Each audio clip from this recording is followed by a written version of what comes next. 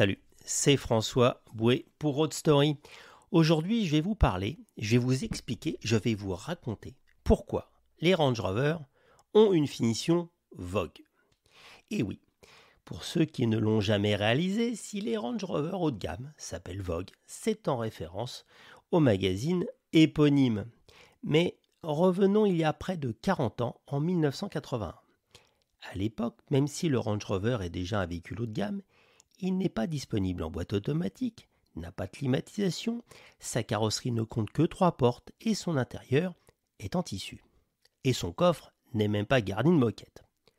Au marketing chez Land Rover, en cette année 1980, on se dit que ce serait bien de développer une version luxueuse du Range Rover, un peu à la Jaguar. Il est robuste et passe-partout, mais il est temps de le rendre tendance et luxueux. À la fin des années 70, de nombreuses entreprises proposaient des aménagements sur mesure pour les Range Rover de consommateurs aisés. Si vous aviez de l'argent, il était possible d'acheter des modèles à empattement long, à 6 roues, à 5 portes aussi, par exemple réalisés par Monteverdi, qui sera l'initiateur de cette version, mais on en reparlera, et même des versions cabriolet. Land Rover n'avait aucun budget pour faire du développement produit pour le Range Rover. La marque subissait les difficultés économiques de sa maison mère, British Leyland. Au début des années 80, British Leyland est réorganisé et chaque marque, chaque entité retrouve son autonomie, en particulier budgétaire. La marque a alors l'idée de faire un prototype typé luxe et de tester l'appétence des clients pour ce produit. Land Rover s'associe alors avec Wood & Pickett, spécialiste de l'aménagement de Range Rover, pour concevoir un prototype à 3 portes spécialement équipé. La définition du véhicule fait rêver. Il est peint en bleu, métallisé clair, avec 2 filets noirs qui ceinturent toute la caisse. Le haut des portes est agrémenté de bandeaux de bois verni. Un accoudoir central garnit l'espace entre les sièges avant et le coffre est recouvert de moquettes. Côté technique, la climatisation est installée, la radio aussi, et de superbes jantes aluminium à 3 branches parachèvent son look premium, même si on n'utilise pas le mot à l'époque. Enfin, le diable est dans le détail, comme disent nos amis anglais. Un panier à pique-nique personnalisé agrémente la malle arrière. So chic. Rapidement achevé, le prototype est offert au magazine Vogue pour générer des avis et des commentaires des potentiels clients. L'auto est confiée au magazine accompagnée d'une seule suggestion. Il pourrait être utilisé comme accessoire de séance photo de mode. A priori, le Range match. Quel jeu de mots avec Vogue. Avec la rédaction de Vogue. Il est conduit pour un shooting sur la côte basque et plus particulièrement dans le chic centre de Biarritz. Un reportage de 8 pages l'utilise comme toile de fond de la présentation des collections Lancôme et Jaeger de 1981. Les réactions des lecteurs et lectrices sont excellentes et surprennent la direction de Land Rover. Les clients et clientes ont repéré ce véhicule réalisé sur mesure dans le magazine et nombre d'entre eux, de par le monde, veulent savoir comment ils doivent faire pour avoir le leur. La direction de Land Rover, bien que surprise de la qualité des retours clients, n'est pas sans ressources. Le prototype avait été réalisé de façon très réaliste, tout existait déjà chez les fournisseurs de Wood & Pickett ou au catalogue accessoire de la marque. Ainsi, la série limitée de Lean Vogue, et non pas pour le moment Vogue, est mise en vente dès fin 81. Une série limitée de 1000 exemplaires est produite. Elle est presque intégralement la réplique de la voiture de la séance photo, de la même couleur, avec les mêmes intérieurs améliorés. Seules les jantes 3 branches en alliage au design spécial ont été supprimées, bien que celles-ci deviendront plus tard une option du Range Rover. Mais comme c'est toujours sympa de rentrer dans les détails, voici l'équipement complet du InVogue 81.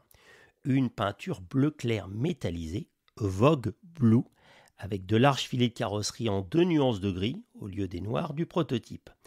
Le moteur passe en haute compression afin de fournir plus de couple. La boîte de transfert présente un rapport plus élevé, sans doute pour être plus silencieux sur autoroute. La climatisation est installée. Comme on l'a dit, les sommets de porte sont en bois verni. Il y a un accoudoir entre les sièges avant qui permet de ranger des affaires, des aumônières à l'arrière des sièges avant. Le coffre est entièrement recouvert de moquettes, y compris avec une housse de roue de secours pour la masquer alors qu'elle était apparente auparavant. Et bien sûr, il y a le panier pique-nique dans le coffre, un petit capuchon de haillons en acier inoxydable pour habiller l'arrière et des enjoliveurs noirs pour les roues. Cette première série limitée, qui coûte seulement 800 livres de plus que le produit de base en 81, donc de 1000 exemplaires, a un tel succès que l'année suivante, on voit apparaître une deuxième série limitée. La deuxième série In Vogue inaugure l'introduction de la boîte automatique dans la gamme Range Rover. La boîte n'est hélas qu'une GM 3 rapports. Deux coloris sont proposés, Nevada Golden et Sierra Silver. La carrosserie, quant à elle, est cette fois-ci à 5 portes et des équipements sont rajoutés à ceux déjà vus dans la première série. Les jantes alu à 3 branches du premier prototype font enfin partie du package. À l'intérieur, des appuis-têtes arrière sont installés, un accoudoir central s'implante aussi dans la banquette. Le son n'est pas oublié avec un autoradio Philips accompagné de 4 haut-parleurs, 2 à l'avant, 2 à l'arrière. Quel luxe! La première série à 3 portes In Vogue était livrée avec un panier pique-nique, tandis que la deuxième série était livrée avec une glacière. La troisième série aura droit à la glacière et au panier pique-nique.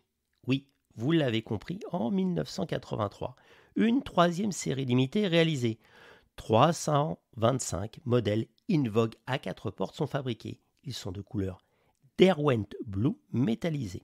L'autoradio devient digital, il y a la fermeture centralisée, des ceintures à l'arrière et la possibilité de choisir entre boîte auto et boîte manuelle. Dernier détail, des bavettes sont installées à l'avant. Et oui, on va encore dans la boue avec un In Vogue en 1983. La série est lancée conjointement avec la collection de mode d'automne de Dax chez Simpson of Piccadilly. Les modèles Vogue entrent en juin 1984 dans la gamme permanente, comme le niveau le plus équipé chez Land Rover. On inventera même un niveau Vogue SE, Special Edition, pour aller encore plus haut dans les équipements. L'utilisation de cette dénomination se perpétuera sur le range classique LSE, le P38, le L322, le L405 et jusqu'à aujourd'hui sur le L460.